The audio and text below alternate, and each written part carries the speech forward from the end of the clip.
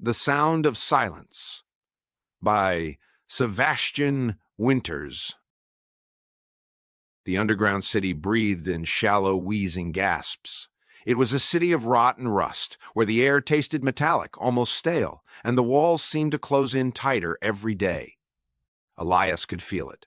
The weight of the city pressing down on him, suffocating him, crushing him under its endless maze of tunnels and decaying machinery.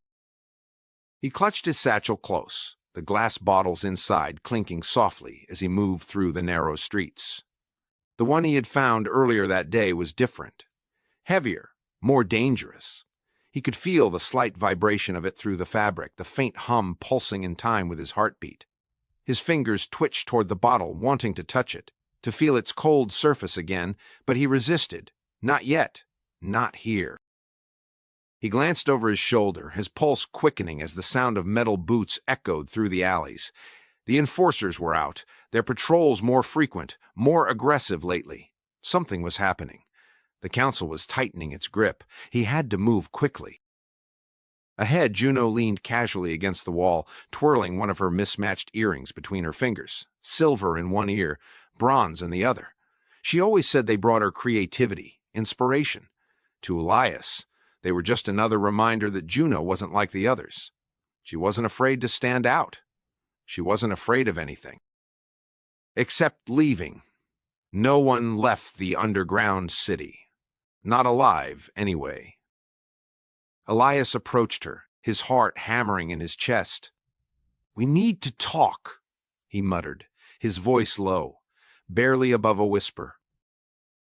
Juno's sharp eyes locked onto his, her playful smirk fading. "What's going on?" He didn't answer, just jerked his head toward the nearest hatch. They needed to get underground, deeper underground, where the walls were tighter and the shadows darker. Somewhere, no one would hear them. Juno frowned but didn't argue, slipping past him as they ducked into the hatch. The tunnels below were colder, wetter, the walls slick with condensation that reeked of decay. The air was thicker here, like breathing through water.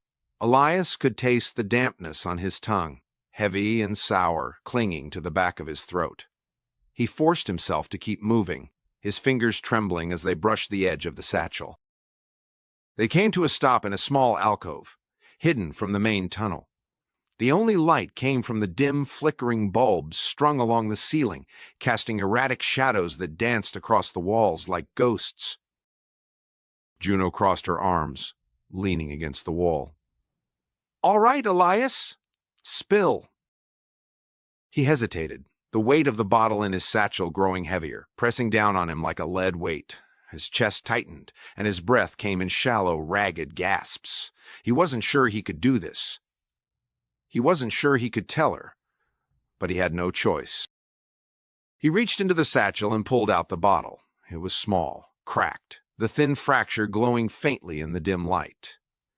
Inside, the mist swirled violently, as if something alive was trapped inside, trying to break free. Juno's eyes widened. She stepped forward, her hand hovering over the bottle, her voice barely a whisper. "Is that—" Elias nodded, his throat tight. "It's a map. To the surface." The words hung in the air between them, thick and heavy. The surface, the forbidden place, the unreachable, untouchable dream. Juno stared at the bottle, her face a mixture of awe and fear. "You're serious?" I think it's real," Elias said, his voice shaking. "I think there's a way out." Juno's eyes flickered with something Elias couldn't quite place. She stepped closer, her breath warm against his face, her gaze locked on the glowing fracture in the bottle. "And you didn't tell anyone?" "I couldn't. If the council finds out—" Elias trailed off, his stomach twisting in knots. "You're right," Juno murmured, her voice low. "They'd kill you."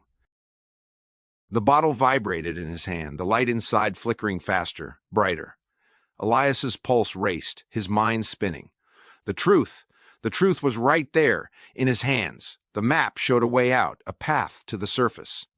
But he had been carrying this knowledge with him for hours, days, and the fear had only grown. What if the surface was worse than what they had here? What if the council was right? "What if we can't survive out there?" he asked, his voice barely audible. Juno's eyes flashed with something dangerous. "What if we can?" Her words sent a chill down his spine, but there was no time to think about it.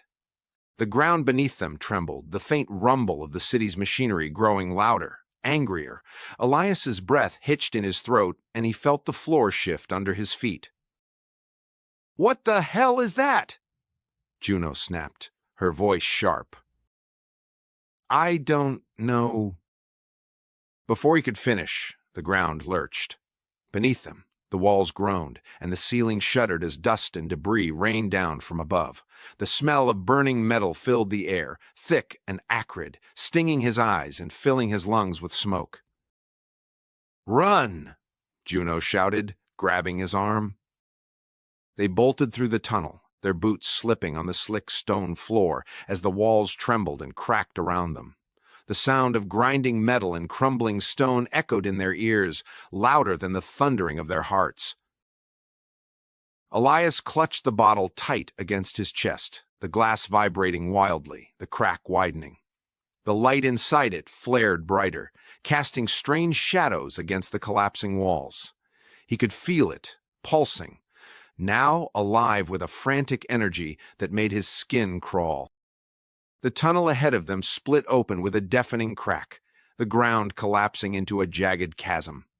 Elias skidded to a halt, his heart slamming against his ribs. Behind them, the tunnel was caving in, the walls collapsing inward like a beast devouring itself. "We're trapped!" he gasped, his throat raw from the smoke. Juno's face twisted with panic, her mismatched earrings swinging wildly as she scanned the tunnel. There has to be another way. There has to be. The rumbling grew louder, and Elias felt the ground give way beneath his feet. He stumbled forward, arms flailing as he fell into the darkness, the air rushing past him, cold and sharp, before he slammed into the hard stone floor below. Pain exploded through his body, white-hot and blinding. His vision blurred, his breath coming in shallow gasps as the taste of blood filled his mouth. His ribs ached with every breath, and his leg throbbed with a sharp, searing pain that made his head swim. Juno landed beside him with a hard thud, gasping for breath. She scrambled to her feet, limping slightly, her eyes wide with terror. "Elias, get up! We have to move!" He tried to push himself up, but his body refused to obey. His vision swam, the pain in his leg and ribs making every movement a struggle. The bottle slipped from his hand, rolling across the floor, the light inside flickering weakly. Juno's gaze flickered to the bottle, her face twisting with something he couldn't quite read. Panic? Fear? Desperation?